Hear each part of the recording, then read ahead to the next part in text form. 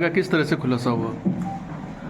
जैसा कि आप सब लोगों को मालूम है, 13 दिसंबर को दोपहर में एक खबर मिली थी अंता पुलिस स्टेशन पे कि इनका एक गांव है मोलकी, उसके पास में खेत का जो ड्रेन था, पास में चलने वाली छोटी नहर नुमा, उसमें एक अज्ञात व्यक्ति का शव मिला है। पुलिस टीम वहां पर पहुंची और पहुंच करके प्रयास किया कि उसकी शिनाख्त तो हो सके।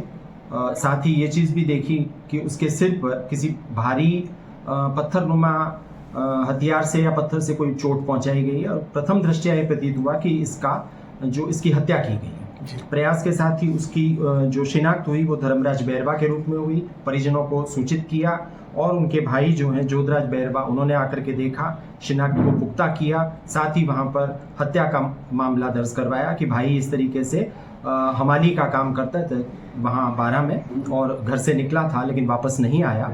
खोजबीन चल ही रही थी, तभी ये खबर मिली।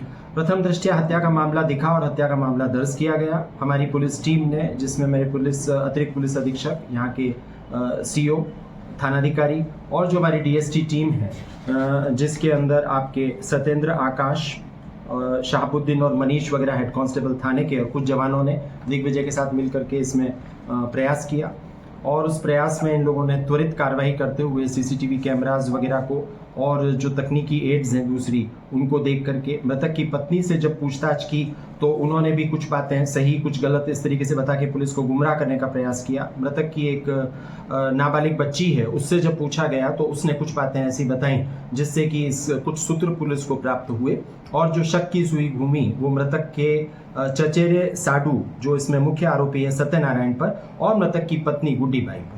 जब गहराई से तफ्तीश करके उनसे थोड़ी सख्ती से पूछताछ की तो उन्होंने स्वीकार किया कि किस तरह वो शराब पिलाने के बहाने अपने साडू को मोटरसाइकिल पर और पैसे इत्यादि देने के बहाने वहाँ घर से लेके गया। जो ये सारा काम आपराधिक षड्यंत्र मृतक के साडू सत्यनारायण और उसकी पत्नी गुड्डी बाई के बीच में हुआ। गुड्डी बाई ने सत्यनारायण को बुला करके जो ये इसको शराब पी करके मारपीट करता था उससे निजात दिलाने के लिए अपने जीजा को कहा।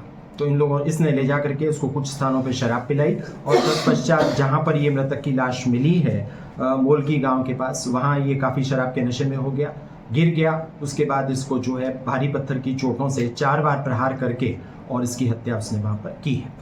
अनुसंधान से और उनकी प्राथमिक पूछताछ से ये भी ज्ञात हुआ है कि जो मृतक की पत्नी है उसका पुराना संपर्क अपने विवाह से भी पहले अपने जीजा यानी कि सत्यनारायण, जो कि मृतक का साडू है, उससे रहा। इन दोनों ने मिल करके ये षड्यंत्र कर इसको अपने रास्ते से हटाने का काम किया और इस तरीके से ये हत्या की।